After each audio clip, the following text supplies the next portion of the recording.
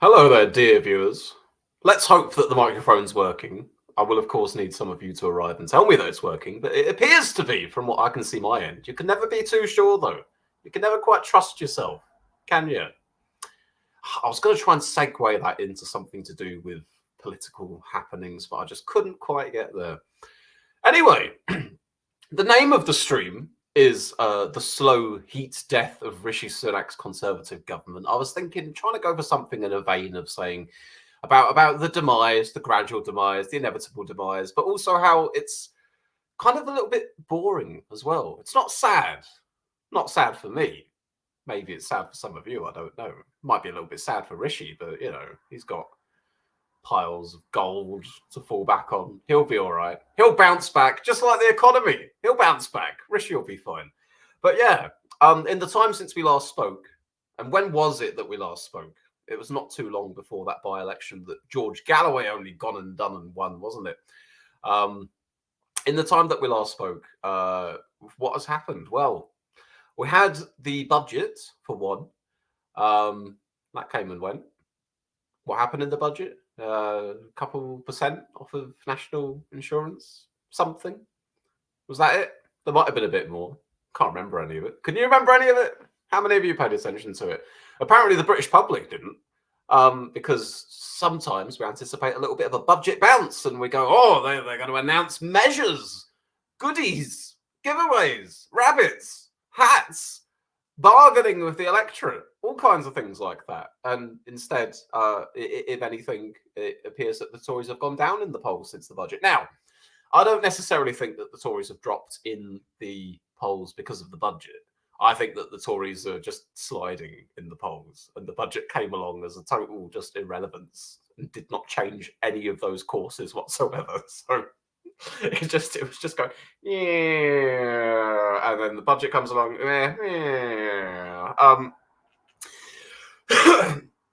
yeah. There's a lot of ground to cover here, folks. There's a lot of ground to cover here. We have had quite a few things going on since I last chatted to you guys. I'll say hello to you lot in the chat. John Cooper, hey Swiss. Sadly, my granny on dad's side passed away. I'm sorry to hear that, John. Thoughts with you and your family. Frank said, evening Swiss. John Cooper says your last stream was the 2 by-elections. That's right. So you haven't talked about the George Galloway by-election yet. Trump and Biden are confirmed presidents for confirmed candidates for USA president. I suppose they are also confirmed presidents, both past and present, aren't they? Liebel says budget was very definition of meh. Yeah, with the budget, because I didn't even watch the budget. I'll be honest with you. When you don't see me for periods of time, it's actually quite safe to assume I'm not paying super close attention to what's going on politically. I might be reading the odd article here and there on breaks at work or whatever, but I'm not watching it with fascination as sort of prime time viewing to go, oh my goodness, I've got to get home and watch the budget. I need to see what things were announced by Jeremy Hunt. I must hear what response there was to it from Labour. Yeah, but I did kind of think, well, any major announcements will filter their way through to me via headlines or, when I actually go looking for the news, that kind of thing.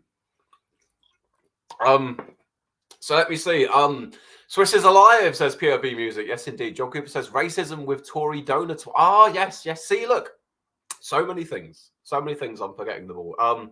Yes, so there was that. The whole thing about the Tory donor who'd said something along the lines of that Diane Abbott made him want to hate all black women, and then said, but that's not in any way a sexist or racially charged comment, which is, very...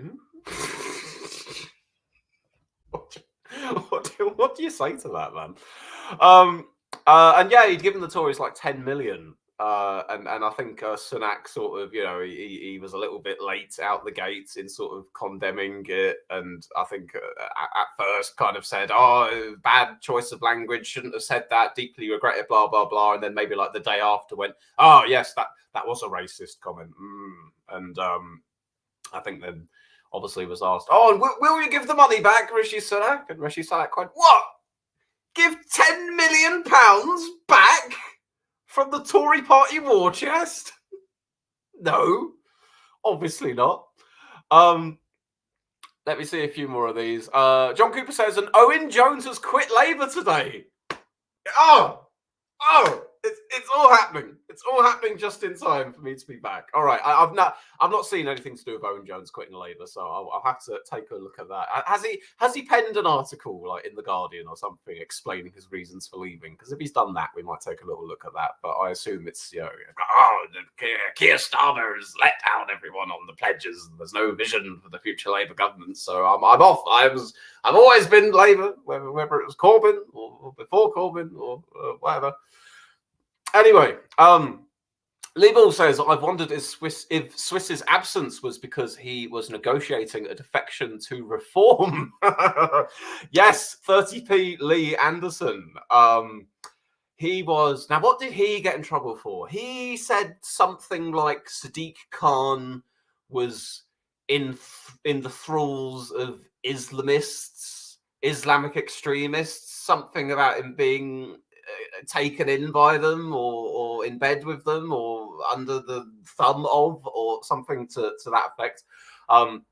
And those were comments that he did not retract or apologise for or the like. So he was suspended. He had the Tory whip suspended, I think. And then a period of time after that, he said, right, well, I'm off to Reform. So Reform now have an MP. Reclaim, as we remember, have do they still have? I think they do, an MP. And for a little while we'd said, haha, isn't it funny that Reclaim have an MP and Reform do not? Well, who's laughing now? Richard Tice is laughing because now he's got one. And yeah, Reform actually, this is probably the most noise Reform have successfully made for themselves ever, I suppose. For a long amount of time, it was kind of like, what's Reform? Oh, it's the continuity Brexit party, which was the continuity UKIP, and it was kind of there, but without Farage there, it just sort of existed, and you poked it every now and then to see if it would move, and it sort of gave a little 4% in the polls, and then that was about it. And even last year, they started polling more, but in by-elections, it wasn't really translating to any kind of support or what have you. I think in the more recent by-elections, they've been a little bit better on the radar. I think they've come in third. Am I remembering that correctly? I think they might have come in third in a couple of by-elections, but we might need to recheck that before we take it as an absolute given fact. But they've been doing better for themselves.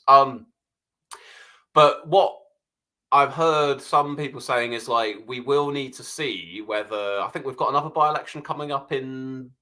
Is it in Blackpool? Is it a Blackpool by-election coming up soon? One of you will know out there. But we've got another by-election coming up at some point, and that's another one to watch Reform for, where they do. And then it's been said that either they'll have to start performing better, kind of not... they won't... They're not necessarily at sort of like the high watermark that like UKIP back in like 2014 were. But they're going to start needing to present some goods in these by-elections even more so than they are now. And there's been a gradual rise. Otherwise, one might start questioning whether there's sort of an overstating in the polls of Reform support, sort of en masse, perhaps. But shall we look that up? Shall we look that up? In fact, let me see. I'm thinking about this now. Hang on, I've accidentally clicked on the wrong tab and I'm watching myself. There's 9 of you here watching. Hello there, everybody. I'm thinking about this later where I segment the video up and give people those nice little timestamps where they can cut to things. And if we consider this the preamble for the first 10 minutes where we just jump across all different subjects, I'm going to start trying to get into specific topics here for a little bit longer. So let me see. First of all, let's confirm it. Is it the Blackpool by-election I'm thinking of, or is it some completely different place? Blackpool South faces possible by-election after recall petition. Election result for Blackpool South. So, right. So it's not confirmed as a by-election yet, but there is a recall petition in the works. And as we know, these recall petitions do tend, from what I remember, to produce by-elections. A recall petition is being held in Blackpool South constituency in northwest England from the 12th of March to the 22nd of April. It was triggered when the sitting MP Scott Benton was suspended from Parliament for 35 days after he suggested to undercover reporters from the Times that he would be willing to break lobbying rules for money. 10% of voters in the constituency will be required to sign the petition in order to unseat Benton and trigger a by-election. Okay, right. So we're obviously getting a by-election as a result of that. I'm quite happy to bet money on it. So it will be once the recall petition is finished in April, then we hear what the result is and whether there's a by-elections. Then the by-election itself will take place in May, perhaps. That's my assumption of the thing. Liebel says, call the first timestamp. Swiss realizes stuff has happened. John Cooper says, yes, Owen Jones has told supporters to vote for anyone but Labour and the Tories. Double Digital says, Tories are just bad, bad, bad. And POV Music says, reform. Craig David could sing their political broadcast. You're getting very musical here in the chat, folks, aren't you? Reform and Reclaim could merge. Oh, I see. Pop Music's later comment was reform. Well, you know, two cheeks of the same arse or something to that effect. Right then, so let's recap the by-election that we missed, or that I missed and haven't yet talked about on the channel yet in any great detail. So let's see. The 2024 Rochdale by-election. All right, bear with me. Let me just move around my screen real estate here, and we'll get it up for a little bit of sharing.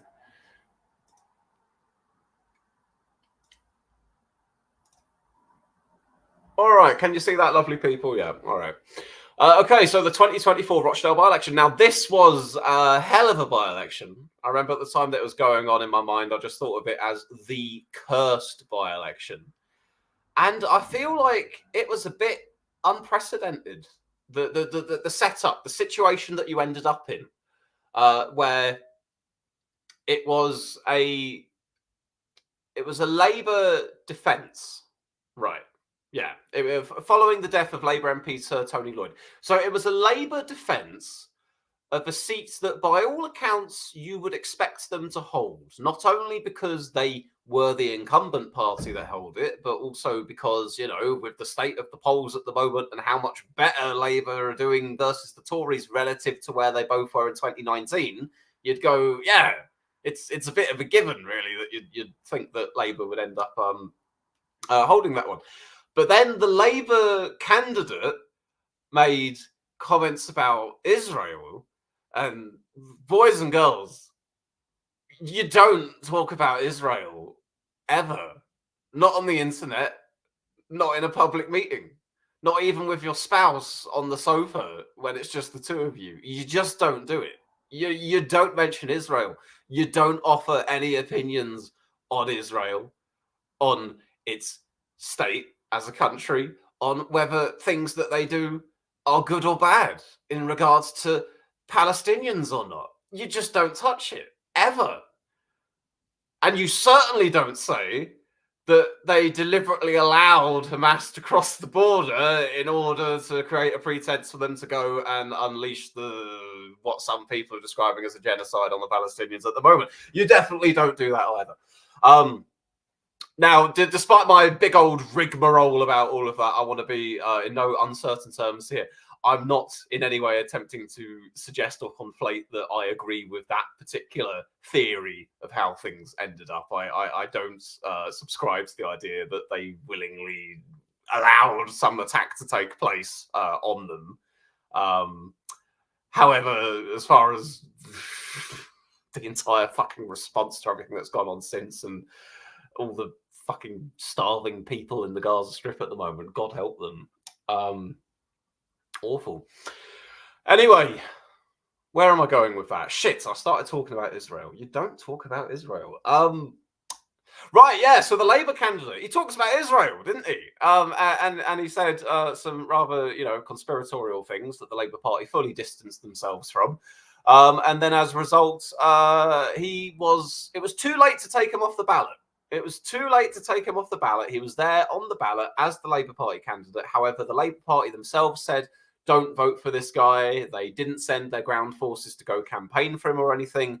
But you ended up in this weird situation where the incumbent party that held the seat no longer had a candidate to stand in that seat. So they obviously couldn't win it, even though technically they did, because it was Labour's name on the ballot, but he would have sat as an independent if he had been elected.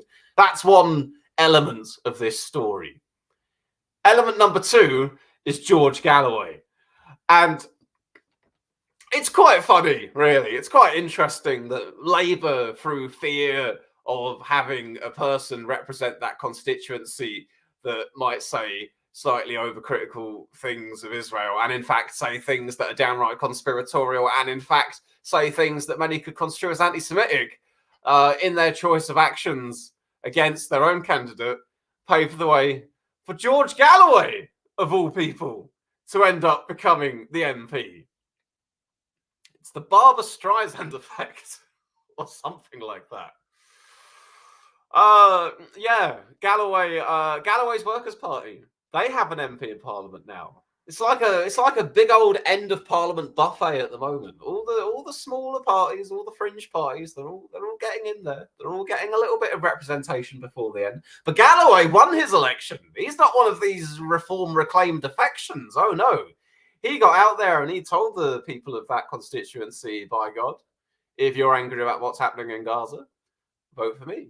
I'm George Galloway. Keir Starmer, Rishi Sunak. I don't want to use the metaphor two cheeks of the same arse twice in the same stream, but I'm sure if Galloway hadn't said that, he'd paraphrase something very similar. Blue Guy says, Swiss, I'm sure your old mate George will let you stand as a Workers' Party candidate. He's going to stand 200 in the next election. Oh, dear. Right. This is my mandatory bit of the stream, where probably for the benefit of new viewers more than anybody else, but it's always worth saying. Over time, I have been on a political journey of sorts. There are all kinds of different views that I've had over the years, and I describe myself as having gradually migrated from some more extreme leanings and slightly conspiratorial ways of viewing certain things to a generally more sort of mainstream pack of views that kind of quite snugly fit themselves amongst some kind of a vaguish social democrat, but maybe of a slightly more exciting flavour than Keir Starmer. But nonetheless, during this political journey I've been on, there was periods of time where I seemed to think it perfectly fine and appropriate and not an issue, and it's freedom of speech, bro, and, well, you know, you can't tar me with a brush for talking to people, to go, you know what? I'll just chat to anyone. I'll call into Nigel Farage's show. I'll appear on George Galloway's show. I'll have online debates with far-right people and far-left people and all the rest of it. I'll just, you know, come on, all of us together. And, you know, don't get me wrong. If that's your bag and if that's what you're into and if that's what you'd like to do, I'm not one to judge. But the Swiss of 2024, who looks back on the Swiss of maybe the late 2010s and early 2020s, goes, there's a few things I wish I could undo. One of them might have been calling into George Galloway's talk show and having a chummy little chat with him just prior to the 2019 general election. But what can we do? I'm a 30-year-old man, at least at this point in time. As I get older and progress through life and eventually become middle-aged, I can refer to certain things as back when I was a younger man in my 20s, I did X, Y, and Z. Anyway, what was I saying? Galloway. Yeah, he won. Oh, yeah, the Workers' Party. That was it. Yeah, so in the wake of me chatting to Galloway, because it was suggested to me by, you know, one of the friends of the channel, why don't you try and get onto Galloway's show? And I kind of thought, again, this was the mindset at the time. I thought, well, it couldn't hurt. I just talked to, maybe there's a few people who watch Galloway's show who live in the constituency. It might be some extra votes. There's no harm in chatting to Galloway. There's nothing wrong with that.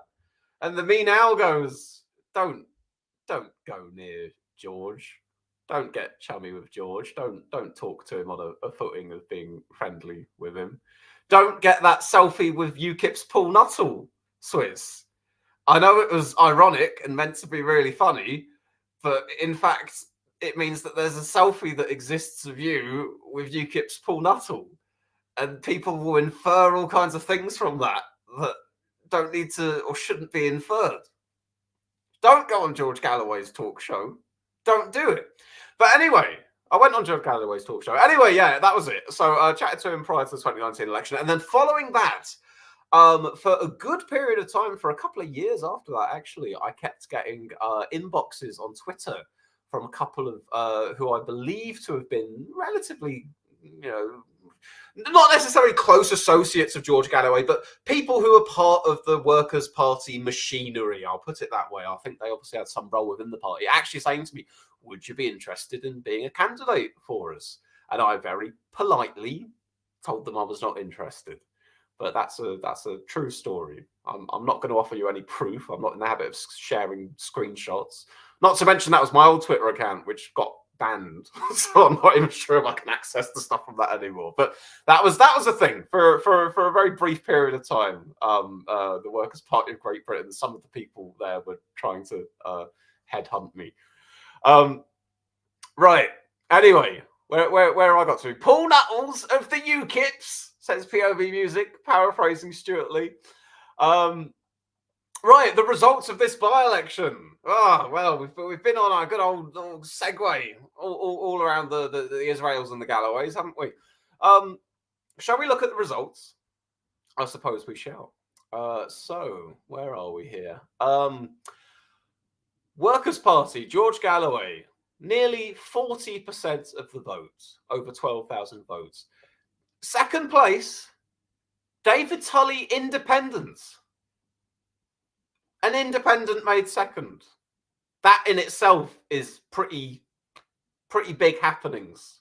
That's not something that you see every day. Only in a by-election with such strange circumstances as this would you have that breathing room for an independent, for people to go, oh Christ, who do I vote for in this? If your choices are somewhat limited compared to what they might otherwise be, if you've got an incumbent Tory government that people are kind of sick to their back teeth of, and the wheels are falling off in terms of support. If you've got a Labour candidate who the Labour Party has unendorsed because of comments that they say are anti-Semitic. If you've got George Galloway, need I say more?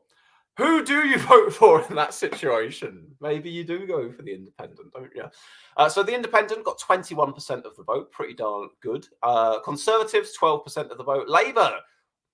Labour, inverted quotes, I should say, 7.7% of the vote. The Lib Dems on 7, Reform UK on 6.3. So Reform UK came 6th here, but they're not that far behind the Lib Dems, a fair bit further than the Greens. Then you've got your usual nice old little mix here of more independents, Monster Raving Looney, yada yada yada. So that's recapping the results there. And it's look at this from the last election, 2019 general election here. Labour, 51% of the vote, Conservatives, 31% of the vote. Labour were 20 percentage points more in terms of vote share. And then that somehow, it was safe. It was safe, especially considering where we are in this day and age with the polling. It was safe. And yet, because of the candidate, because of withdrawing the support, George Galloway. Hey, look, he's got a knack. Say what you will about George Galloway, but the man's got the political lives of a cat. He's done this sort of thing before. This is his third by-election that he's gone in and won himself a seat for, He's the parliamentary equivalent of herpes. You just can't get rid of him. He will inevitably come back if given, well, the metaphor doesn't really stand up any further, but if given the opportunity, he'll come back. I'm trying to think of some kind of a metaphor for it. Oh, I don't know.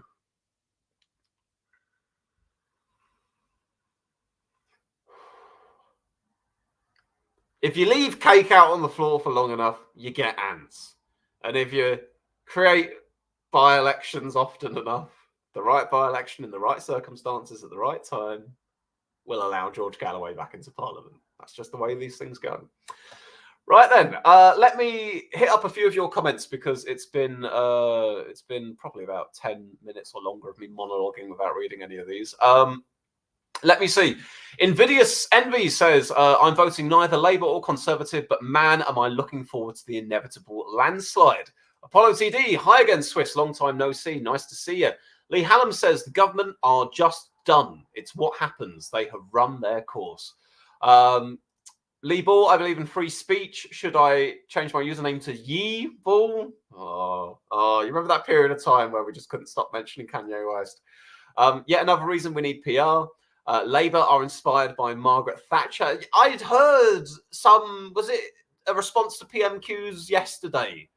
Was it Sunak or someone had said that Labour had turned into a bunch of Thatcherites? I'd only heard the reported comment. I don't know what it pertained to, why they'd said it, but I'd heard something about saying they were Thatcherites.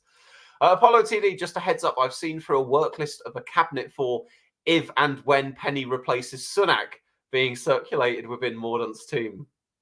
Again, so much ground to cover here, folks. It really has been a lively month or so since I last saw you. Yeah, the latest rumour mill. I don't know whether it's more or less than a rumour mill, but certainly, well, I'll put it this way.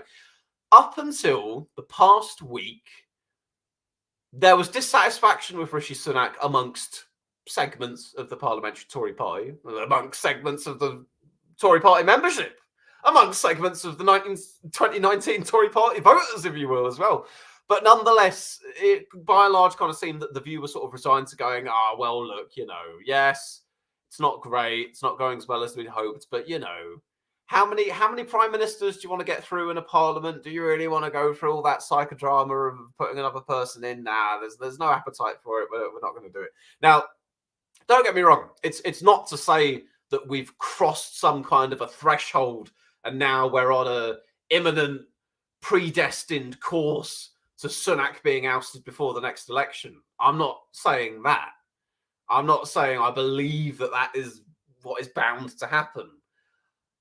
I'm just saying that outside possibility of them trying to get rid of him feels a little bit more tangible now than it did a week or more ago. It just feels like the mood music has changed a little bit. There's been a bad spate of events here with Lee Anderson defecting to Reform and the Tory party donor comments and the budget not really landing and the continuing poll lead that Labour's got over the Tories and all the rest of it. I think all these things in combination just kind of seem to be, they're going to go, I mean, Christ, I thought last year, was it the year before? I lose track. I thought that the gap would have closed between Labour and the Tories by now. I thought that Sunak would come in and be not exciting, but a safe pair of hands, solid enough, I suppose, adequate. And that the gap would begin to close a bit between the two of them. That's what I thought, let alone what I imagine a number of Tories might have been hoping for. And instead, now I'm quoting a single poll here. Be careful. We're not supposed to quote single polls. We're supposed to take everything in the round. So we will look at our poll of polls Bible at some point soon. But there was a YouGov one specifically from just in the past day or so, which I think had the Tories on 19%, which is, don't get me wrong, it's absolutely the lower end of the range of where you see the Tories at the moment. But it was them on 19%.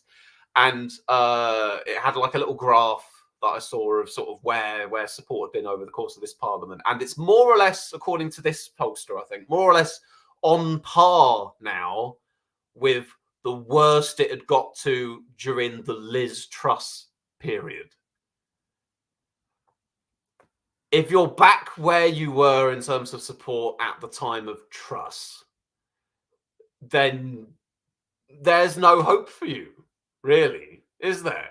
Liz Truss is our benchmark. She's our cornerstone. She is the bar that we set Actually, the bar should be like down here, shouldn't it? It's the bar that we set to say this is how bad things can get for you in terms of support. I think the only other time in fairly recent history that I can remember the Tories having been that low in sort of polling was perhaps the period of time when Theresa May was trying to get her Brexit deal agreed to, and obviously it wasn't because later Boris came along. And it was right before the last batch of European Parliament elections, which we took part in because we were still in the EU at that point in time. But if we'd had a deal to be out before then we never would have took part in them. And I think at that point we hit a really strange period of time. For the space of a few weeks, you had Labour, the Conservatives, the Lib Dems, and the Brexit Party, all four of them roughly polling at about 20-ish points each. That was a very strange period of time. But that's the only other time, apart from Liz Truss, that I can remember the Tories being that low down in the polls. That's quite a thing. So where am I with these comments? Reform UK has claimed the by-election was rigged. I'm not dignifying that with a response. Reform UK. You know Yee, he's one of the rap stars. I'm not reading any more about Kanye West either. There are talks Paul Mason is gunning for Corbyn's seat. Lee Hallam says Reform is slowly rising in the polls. Farage is thinking about what to do. I mean, you know, Farage, admittedly, I think I'd thought that not much would happen with Reform unless Farage came back. But actually, the way things seem to be going for Reform, you know, they're up in the polls, they're on the radar in by-elections. They're not necessarily coming super close to winning, but they're on the radar, they're on the map. They've had Lee Anderson defecting to them. I think just recently a Tory mayoral candidate for Manchester has since defected to Reform as well. They've got that... I'm saying it with a lowercase m. You've got to understand. They've got a little bit of momentum. They're a talking point. The story is, look at Reform. They're doing things. This isn't how it was a few years ago where you had to poke them with a stick to see if they were still alive. Reform's there scrabbling around on the floor all by themselves, doing stuff, being animate. So there we are, you know. Reform. I'm interested to see where this goes. You know, me from the very safe position of going, I don't want the Tories in power. I've wanted the Tories out of power for a long old time. I'm pretty safely assured that at the next election, the Tories will be out by some margin and Labour will be in. Am I excited and enthused about the Labour Party being in government? No, not as much as I'd like to be at all. And that goes for their platform and Starmer himself. Not least half of the stuff they ever talk about that I do get a bit excited by later gets scrapped and U-turned because they're afraid that it might be ammunition for the Tories to use against them. But nonetheless, any day of the week, I will always say, yes, by God, yes, get Labour in as opposed to the Tories that have now been in for 14 years and counting. So all of that said, with my safe assurances of, you know, outcome of the next election, it'll be one that I'll be, you know, content with. I'm interested to see what happens with Reform UK and the Tories and what the interplay between these two is and how much support they can gobble up. It's a little bit of a popcorn event for me, just kind of as a curiosity going, oh, we've got some movement on the right. What's going on with those guys? How's this going to pan out? I mean, if Farage did come back, that would throw an absolute booster rocket under Reform, I'd imagine. I've got to guess that Farage becoming Reform leader all of a sudden has got to be worth at least a few more points for them in the polls, just de facto, without him having to do anything. Farage suddenly becomes leader, and then the next week you've noticed that Reform have ticked up a few points on average. I could totally see that being a thing. He's a known quantity, that Farage. And, you know, Tice has been keeping the seat warm. Now, whether that happens or not, I don't know. I know that Reform have said this time that they are standing everywhere. They're not going to do what they did in 2019, and where the Brexit Party like stood down in all of the Tory seats to ensure that the Tories held on to what they already had. They're definitely going to be fighting for it this time, which is kind of double jeopardy for the Tories, isn't it? Because not only have you got the threat that they're under from Labour having gained on them in relative terms of support versus 2019. But now you've also got the added threat of, in places where in 2019 they didn't previously have Reform candidates that could have potentially took some votes away and detracted from their vote share. Now they are going to have that. And then you've obviously got splitting things up from a regional perspective. You've got the Lib Dems in places that were once kind of quite safe, leafy or rural Tory areas coming along and being quite imposing rivals to them there. So they're getting chopped and diced from all directions, it would seem. Anyway, more comments. Reform are slowly rising in the polls. For I was just thinking about what to do. Also, Reform UK wanted to get Galloway to stand for them. Citation needed. There. I'm not saying it's unthinkable, but I'm skeptical of that. I hear the Lib Dem candidate did the Nazi salute, says John Cooper. These Lib Dems, where do they get them from? Liz Truss comeback imminent. No one else would want to lead the Tories into the next election. Oh God, can you imagine? Wouldn't that be fun? The name I keep hearing at the moment is Penny Mordaunt. Penny, apparently the recent development being that and again, this is kind of this is rumor stuff. This is me hearing stuff reported by people who anonymously speak to journalists and blah blah blah. So I'm not speaking for any particular point of authority on this, but what I've heard, what I reckon, is that some of the elements on the right of the Tory party that previously were quite opposed to Penny Mordaunt, perhaps down to like culture issues and stuff, have now sort of been more willing to say we would support her. If it meant getting rid of Sunak, we would support Penny Mordaunt taking over, provided she sort of outsourced your sort of culture wars issues to the relevant ministers covering that kind of stuff. I assume probably your Kemi Badnocks or your Suella Bravermans or whoever would end up taking care of that kind of thing. But keep in mind, as much as there's all this going on at the moment, talk of Penny Mordaunt, that's what it is at the moment. It's talk of. Certainly, if we're talking about an actual point that could arise where moves were actually made against Sunak and they tried to get Mordaunt or someone else in, I couldn't see there being a spark for that particular barrel of gunpowder until probably the May local elections. That would probably be the best placed time for something like that to happen. So as much as we've got all these, these what ifs and the discontent and blah blah blah, whether or not that materializes into anything, we won't actually see for another couple of months, I think. Apollo says, I don't mind a lot of Sunak's agenda, tax cuts, etc., but he's so slimy, so out of touch, so boring, so fake, such a loser. I want Penny now. Yeah, my view of Sunak has only gone down the more I've seen of him, and indeed the more I've seen of him as Prime Minister. I think earlier I described thinking that he would just be like, that he'd be an adequate Prime Minister, that he wouldn't be amazing. Obviously that it wouldn't be amazing. Sorry.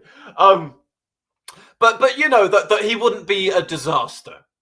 And I know you're grading on a little bit of a curve when you look at the span of the last few years and you think about Theresa May and the Brexit deal and Boris Johnson and Partygate and Liz Truss and her budget and the state of the economy as the result and all of this. There's an awful lot of things to hold up against Sunak and go, what really makes for a bad Prime Minister or what have you. But by all accounts, if you want to imagine your benchmark for this is just try to imagine a hypothetical average Prime Minister, not going down in the history books as amazing, but not a total disaster either. Just they were there, they were PM for a few years. Okay, you got the idea of this hypothetical prime minister. You know, they didn't oversee amazing boom times in the economy, but no, but there wasn't horrible bad times either. They didn't have any great big popular reforms, but at the same time they weren't embroiled in terrible scandals which completely brought them down. It was just, you know, this middle of the road hypothetical average prime minister. Where does Sunak rank versus this hypothetical average prime minister? Well, it's got to be worse than, hasn't it? I think it has to be, really. Just seeing it laid out in Apollo TD's comment where he says that he's slimy, out of touch, boring, fake. Yeah, yeah. I think more of that's come to the fore the more I've seen of Sunak, where I'm sick of him. I'm sick of him smiling. That's the thing I'm really tired. I'm tired of him. I want him to frown a bit. I want him to stop being so chirpy and upbeat about everything. He's got nothing to smile about. That's Sunak. Got on a bit of a soapbox there, didn't I? Some are talking about the death of the Conservative Party happening. I don't know. I always feel that any talk of the death of the Conservative Party seems to be greatly anticipated. Now, don't get me wrong.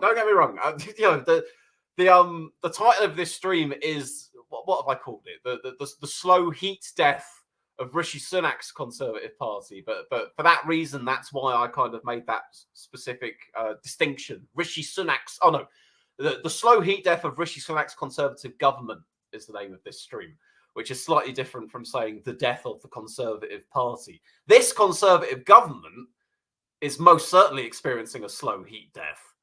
The Conservative Party, they're the great survivors of politics. They've been around for a bloody long time. They're always changing themselves when the need arises, turning themselves into some new version to suit the time and the mood and a new base of voters or what have you. So I'm not counting them out as being a completely spent political force, full stop, but they get destroyed at this election and it's the worst defeat for them in some historic amount of time. And then, oh, that's it. The Tories as a party are done for. You know, unprecedented things can happen. There's always the possibility, of course, it's a possibility that something such as Reform UK comes along and sort of, you know, replaces them as the main party of the right or whatever. But my expectation really is just that the Tories will spend some period of time in the wilderness, in opposition, trying to figure out what it is that they want to offer to the public, trying to figure out amongst themselves whether they want to go more right-wing to shadow reform or whether they want to tack more to the centre to try and win back Labour and Lib Dem voters. And eventually they'll hit some kind of a equilibrium between all these factors, probably in a decade or so. And then they'll probably start feasibly looking like they could be back in power again. Because that seems to be the way of it from all experience. But yeah, I'm certainly looking forward to I'm looking forward to their period of banishment. Definitely. I'd like to see them just in opposition as a form of punishment, just to say, yeah, you're on the electoral naughty step. You know, say hello to the sort of result that Corbyn's Labour got in 2019. I hope you enjoy it. You know. Our office is convinced that if Sunak stays, they won't get more than 50 seats, says Apollo TD. I hope maybe Corbyn's Labour in 2019 was a little bit generous for them then. 14% was the lowest under Truss, just 5 more points to go. Interesting. I'm guessing that was the lowest for a single poll, because I think probably the average of averages was a bit higher. But 14% for a single poll, that's interesting still. Could they get lower than 14% in the single poll? Well, if they got 19% in a YouGov poll, it's not unthinkable. Could you see a poll where Reform get more than the Tories? It could happen. I could see that as being a possibility. Blue Guy says, nah, the Conservative Party are not dead, just changing their colour to red. Puts on sunglasses.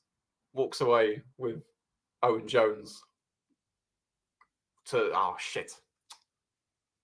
What's that meme? What's the CSI meme? CSI Miami, CSI something, where the guy puts on the sunglasses and then shouts, "Yeah, that one." That's the one, blue guy. There you are. I think Farage would rather lead the Tories than Reform UK. I mean, yeah, I can't disagree with you there. Yeah, Farage, would you like to lead Reform UK, who at best might get some MPs at the next election, or would you like to lead the Tories, the party that once upon a time you belonged to before becoming distanced from many a moon ago, and the prestige of being the Tory leader?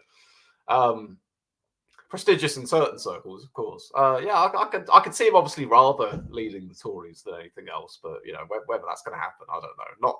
Not these Tories, not Sunak's Tories, certainly not. Trust style slump plus 2019 Brexit party style surge would put Conservatives on 14% with 0 seats and Reform on 81 seats, says invidious envy. Lee Anderson sentenced to death, says Cherry. I have U-turned on being based, says Woke Starmer. Stand up and fight, says Apollo TD. Oh, no. Oh, don't remind me of stand up and fight, because the last week or so has been making me go, oh, yeah, Penny Morden. Oh, what can I remember about Penny Morden? Oh, she held the sword. I remember her holding that time she held a sword. That was pretty good. Oh, yeah, Penny Morden. And now you've reminded me of the other thing I remember about Penny Morden, which was that really cringe speech. John Cooper says, some are talking about more MPs defecting to Reform, at least 9 or 10 Tories. At least 9 or 10 Tories and Farage coming back as leader. As for the number of MPs that could defect from the Tories to Reform, I've got no idea. I've probably not read the same things that you have, so I'm not going to hazard any guesses there. But I will say, I certainly see it's being possible, for sure. As far as Farage coming back, yes, likewise, I'll see that as a possibility as well. Right, let me scroll down because I've got quite a few comments we need to catch up on here.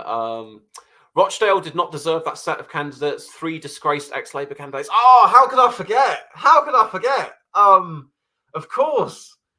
How did I not mention this when we went over the Rochdale results? That the Labour candidate, no, not the Labour candidate. Was it the Reform UK candidate? Was it the Reform candidate? The Reform candidate was, in fact, an ex-Labour MP, himself disgraced because he'd been found to have sent illicit or sexual messages to a 17-year-old girl or something, of which I understand he apologised for. I say that just because I remember watching the by-election coverage at the time. There was this little, there was a lot of repeated news reels on before the actual results came in, and one of them was a little rundown of all the candidates, and it kept mentioning that the current Labour candidate had made comments that were seen as anti-Semitic, which he apologised for, and the Reform candidate had been the one that had sent illicit things to a 17-year-old, which he apologised for. The BBC always made sure to let us know whether they'd apologised for these things or not. So, yeah.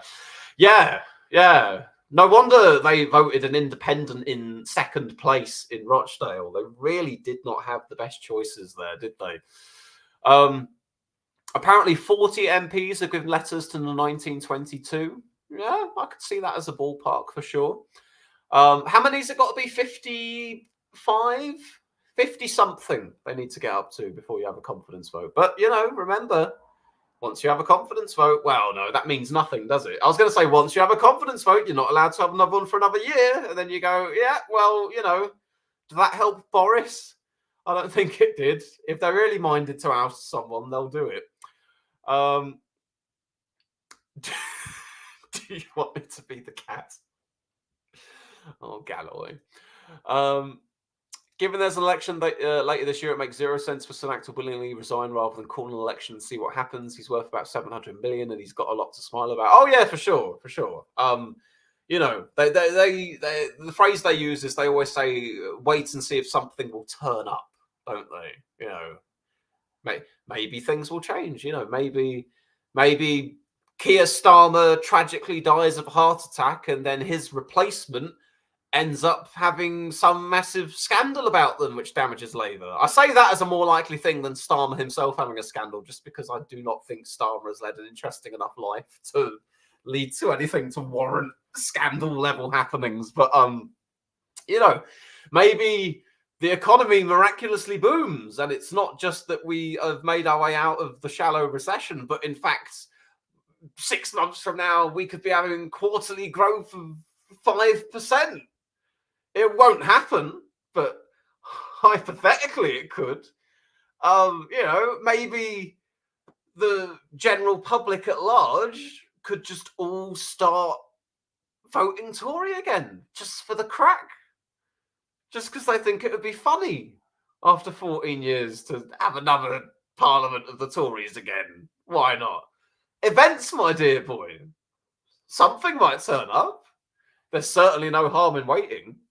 That seems to be the mindset, isn't it? Why would you call a general election now when every sign that you can potentially read, every indicator you have in front of you says that you will be destroyed? Surely the better thing to do is just to push that destruction off another 6 months. You never know what can happen in the meantime. The answer, of course, as we all know, is nothing will happen, but it could. You can't prove that nothing would happen. You can just strongly expect that's what will happen. Frank says, do you have any local elections in May? If so, who will you be voting for? Good question, Frank. I'll need to check, is my answer to you. I need to check, actually, what I've got going on in my area in May, because I'm sure I voted in some locals only this last year just gone. But whether or not it's, I need to remember the setup, whether it's a ward that has people elected on rotating bases, multiple people for the same ward that may be elected in multiple thingies. No, that wouldn't be the case, would it? Maybe I've got some mayor or police crime commissioner or something. I don't know. I'll have to take a look. But my short answer is, if I do have any elections in my area in May, I don't know who I'm voting for yet. As much as I've sort of very much resigned myself to say I'm voting Labour in the general election, I feel like I can afford to be a little bit more discerning for these other elections, and I don't know. I'd have to see who the candidates are, make my mind up then. Rachel Reeves and Lammy have been singing Maggie's praises, says Lee Hallam. So that's why they've been accused of being a bunch of Thatcherites, I see.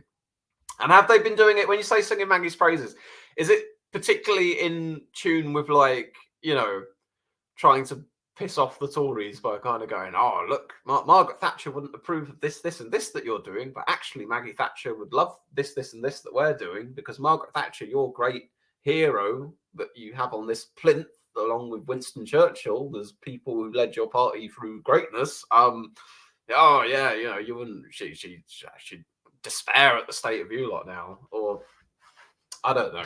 I'll have to find out. Look at the context of it, but it's interesting. To be fair, Swiss, about 100 years ago, the Liberals were wiped out and Labour replaced them. Very true, very true.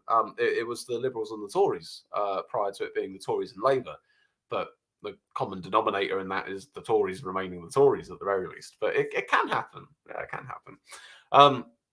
The surprise really is how few MPs, Tory MPs, have defected to Reform or Labour, says Lee. Apollo says, trouble is the popular 2019 Boris vision is very similar to Starmer's. Cut immigration, town centre regeneration, NHS cash injections, cut tax for workers, more police, tax cuts for the rich is no-go.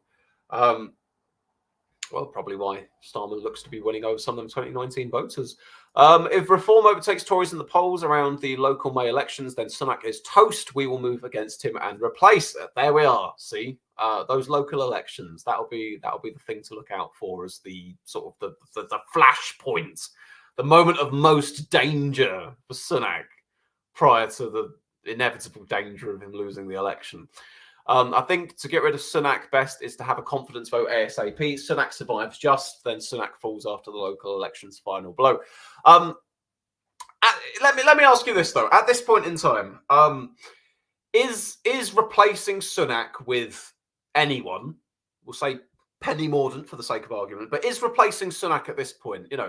Is there any glimmer of hope that you can replace Sunak and you've got enough time to try and turn things around before the next election? Realistically, does anyone think that can happen? Or is it more of a sort of a damage limitation exercise where you replace Sunak with another leader and maybe you lose 50 less seats than you would have lost at the election? You still lose to Labour and you still lose by a fairly large margin, but maybe you just don't lose quite as catastrophically as you would have before. Is that more the rationale? I'm interested from the perspective of people sort of, Tory supporters or within the Tory party or whatever. Is there anyone holding on to the hope that there's still time on the clock? It's not over till the ref blows the whistle. Maybe, just maybe, it can be turned around, or is it more just get someone in that won't lose us as many seats at the election? Right, I feel like I'm nearly at the bottom of this list of comments here. Abel says, Swiss, please do mention my previous comment about reform in case people want to look it up. What was your previous comment about reform? Did I already read it? Remember, reform is owned by a handful of people, including Farage and Tice, not members. There we are. What else have I got here? Simon Danskog. Danskog? Whatever. He was the former Labour turned reform candidate. Simon is sorry for noncing, says Blue Guy. Blue Guy's words. Blue Lee. Don't know where that came from. Lee says, by-elections depend on the ground war. Reform lack the organisation. General elections are not about knocking on doors. Liberty Prime. Nice to see you, Liberty. It's been a while. Love how the Tories are convinced unelected Bellend number 7 will save their electoral chances. Such a way with words there. Frank says, the Taoiseach. A few years ago, I wouldn't have known how to say that. The Taoiseach of Ireland has resigned. Simon Harris is set to become the new leader of Fine Gael. That's my final answer. I ran out of lifelines. What would your reaction be if Labour won like 500 seats with the Lib Dems as official opposition? I would be firmly convinced that we still remain on the banter timeline. I mean, to be honest, Donald Trump versus Joe Biden round 2 is probably evidence enough of that. A lot of crack in the Tory party. Lot of crack in the Tory party. Is this cracks in the Tory party, or is there just a lot of crack? I've heard about tests for coke in the Commons toilets, but maybe they're going after something else. Let's see. Frank says, I've got a police crime commissioner, local elections from my area last year. The Green candidate in Rochdale was being dumped for being anti-Hamas. He said they were terrorists. You can't. Here's the thing. As much as earlier I said, you can't say anything about Israel. At the same time, you can't go in, being a left-wingy type in sort of a heavily Muslim seat, and obviously having to speak to that certain intersected demographic, and then go around saying things like Hamas being terrorists. No, you can't be saying that sort of stuff either. That'll get you in just as much trouble with certain people.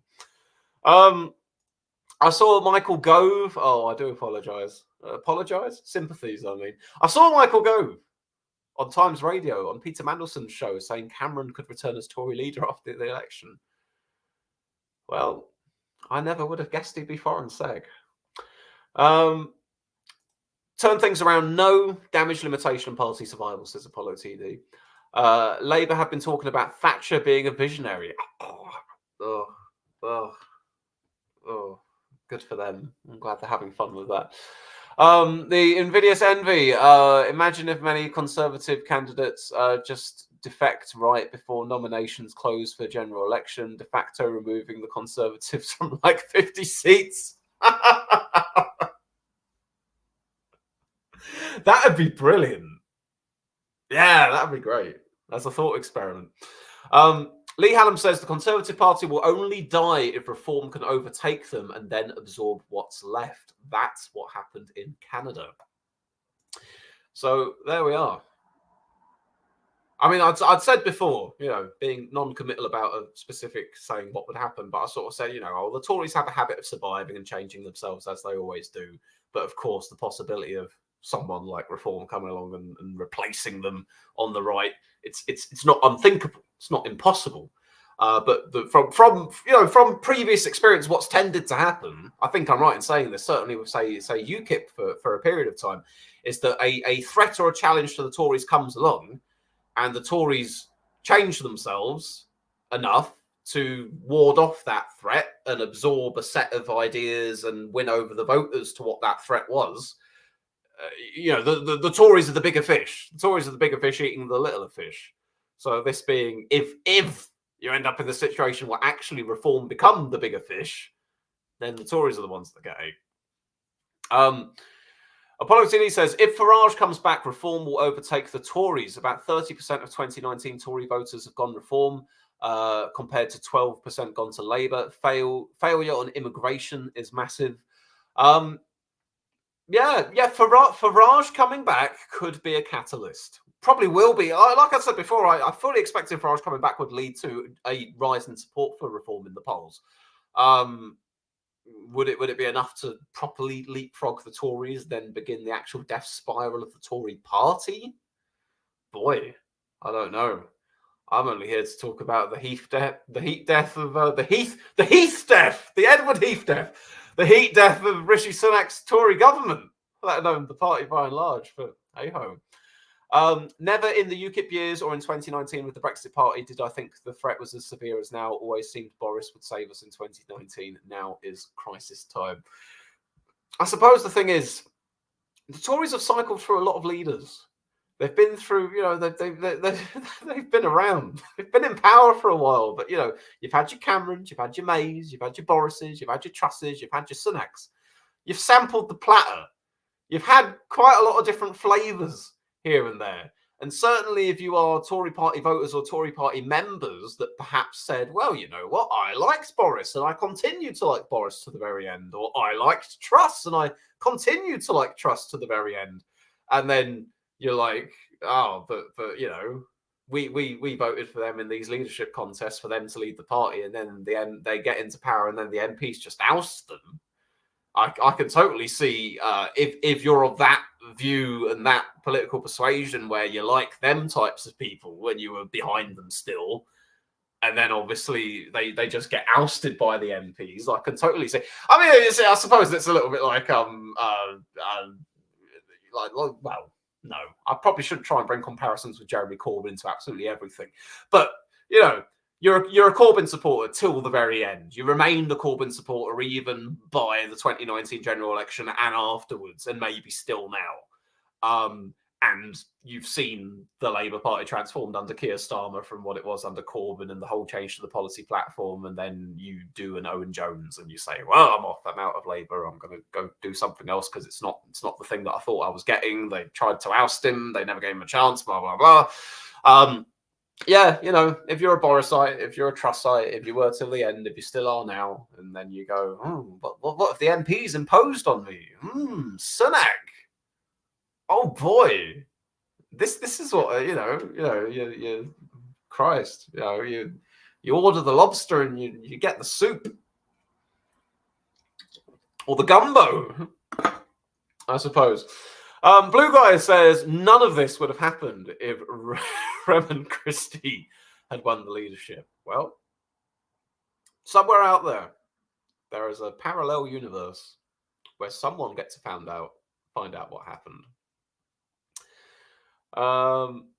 Truss was shite, and I voted for her in the leadership election. Sorry, guys, that's okay, Apollo. She was shite. There's no denying that, but I had fun. It was a happening. I like a good happening. It was certainly a happening to watch. Reform is just a protest vote for disgruntled gammons, says Woke Starmer. Who can actually identify Richard Tice or anything he stands for? Reforming this country. real British values, controls on immigration, actually stopping the boats, actually finishing off Brexit and getting it done, cuts of the tax variety to people and businesses and the like. That's probably that's probably the shtick. Basically, reform is just the right. There's an intersection. There's a Venn diagram where the things overlap somewhat, isn't there? The right of the Tory party and the Reform Party, and that probably explains why Lee Anderson and a great number of voters are bleeding from one into the other at this point in time, doesn't it? Apollo TD says Richard Tice is a globalist and a monopoly lover, just an awful man. I enjoyed that comment. I just did. I like the just an awful man, like something your gran would say. Hey, it's just an awful man. Oh, a horrible. Oh, it's a horrible man he is. There's a parallel universe where 2024 would be a Mooner versus Osborne.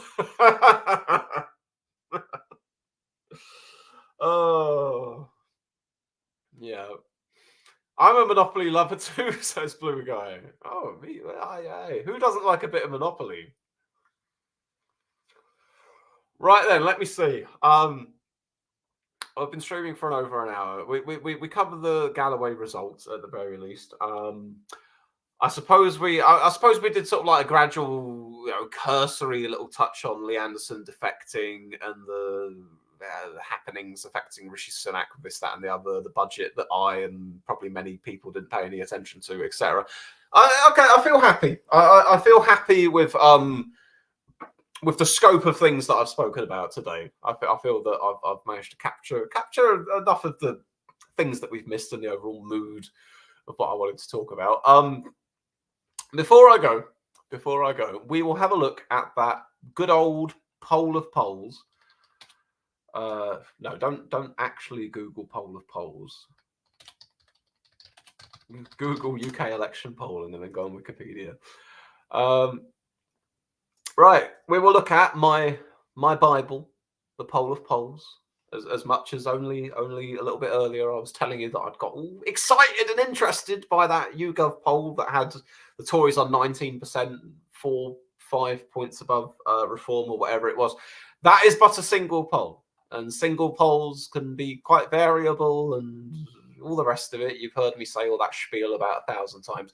But the poll of polls, the great averaging across many pollsters and many weeks and regression methods and poll of polls averaging and moving point averages and all that great stuff, all that wonderful, John Curtis mumbo jumbo. That's what we really want here. So what does our poll of polls have to say? Well, if we trace ourselves across the beginning here, you've obviously got post-2019 election. You've got Boris Johnson at his peak. Oh, God. To think that the whole of COVID happened in this parliament. How long that feels at this point. You had the downfall of Boris Johnson. You had Starmer starting to go up. You had Liz Truss. Who could forget Liz Truss? And the highest point that Labour had ever been, even to this point as well with Liz Truss. But where have we got to now? Well, the way it's looking at the moment is that the Tories are sliding. The Tories are sliding. Although right now the average that we have, and the average is maybe a week or two out of updating as you get the new stuff in, but the average is not quite as bad as the very doldrums of Truss was. As far as individual polls go, which are these little dots represented rather than the line in the middle, there is most certainly some stuff here that's very much on par with the Truss period or even as low. So, yeah, we seem to be at that point.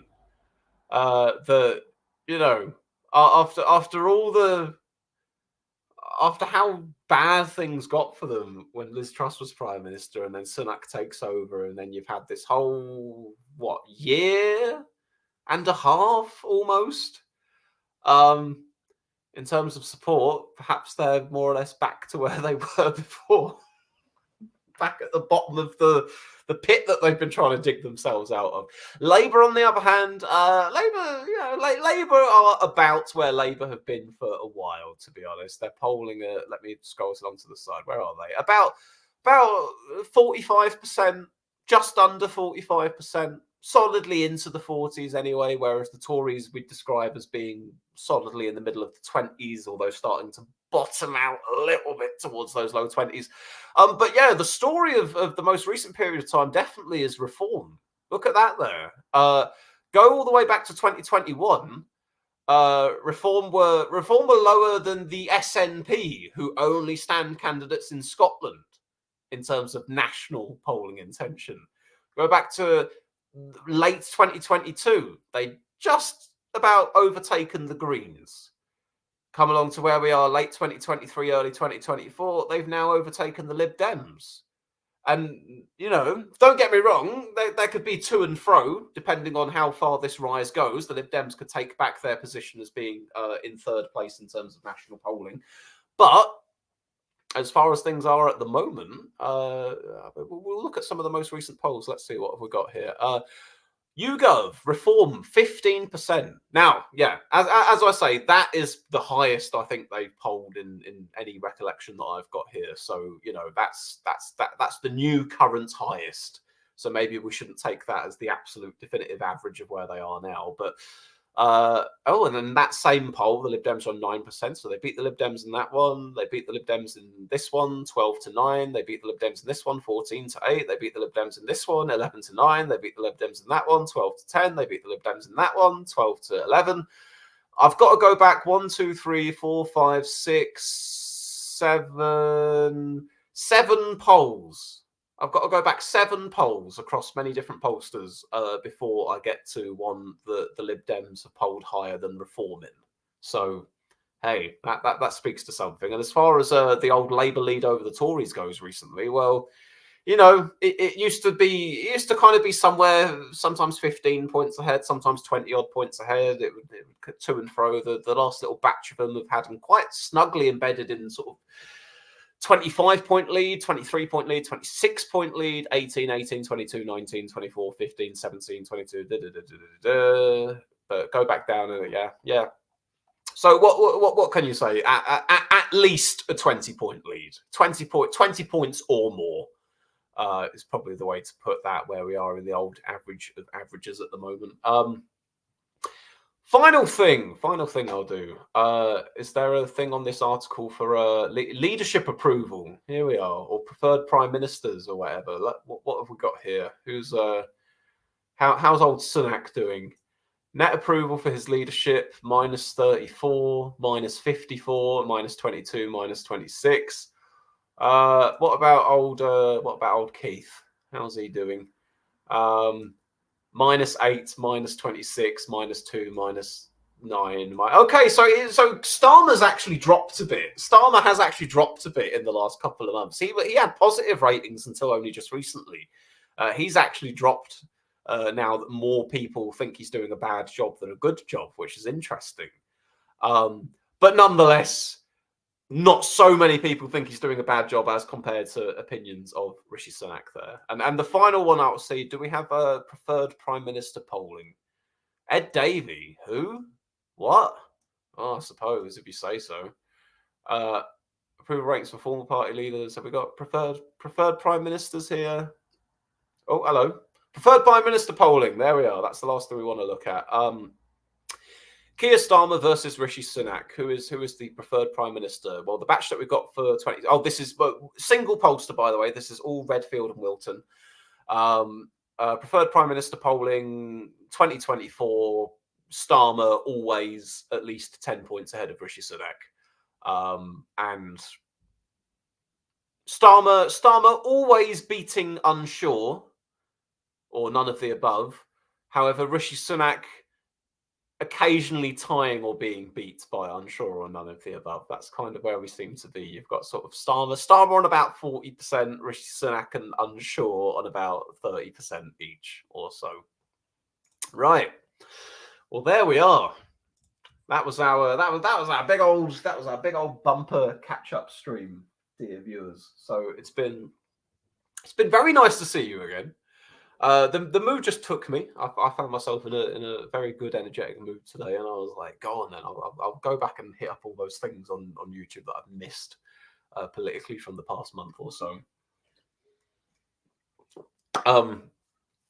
So yeah, I'm not going to promise when I'll be back and doing more streams. You know how it is. So, sometimes I say I'll be back next week, and I am back next week. Sometimes I'm back in like a month and a half. But you know, where are we now? We're in late March, aren't we? You know for indisputable fact that you will see me for the local elections. That's for sure. I'd like to imagine I'll see you sooner than that, given the locals are in May. So you know, I'd imagine that we'll see each other again in the next few weeks. But if not, then we'll be looking out for the locals. And it'll be a whole year since we coined the word variegated. Well, I say coined, since we adopted the word variegated here on the channel. Anyway, last thing to say, if you're still watching at this point, and there are 16 of you, which is pretty good innings, to be honest, is if you've enjoyed the stream, please do drop me a like. Helps with the algorithm, gets us more views, yada, yada, yada. Joey says Pokemon streams, Swiss. Maybe. You get them every now and then. I can't say when. I can say properly at some point. And besides that, I will say to you, thank you very much. I hope that you have a good weekend after tomorrow. There we go. Me pretending that I've got any kind of knowledge of your lives out there. But then again, do you really have that much knowledge of my life outside of me being Captain Swiss? We all live out here in our own little pockets of existence where we have our own very different views of the world, our own day-to-day lives, different locations, different places, different events, very different human experiences, quite possibly. And yet the thing that binds us all together in these little slices of our lives is the fact that I'm here to chat to you on YouTube and you are there as great anonymous masses to watch me. So, hey, it's something. It's better than nothing. Got to do something to fill the time before the great inevitable heat death of the universe. Oh, there we go. Right. We brought it all around. It's time to go. Catch you later, guys.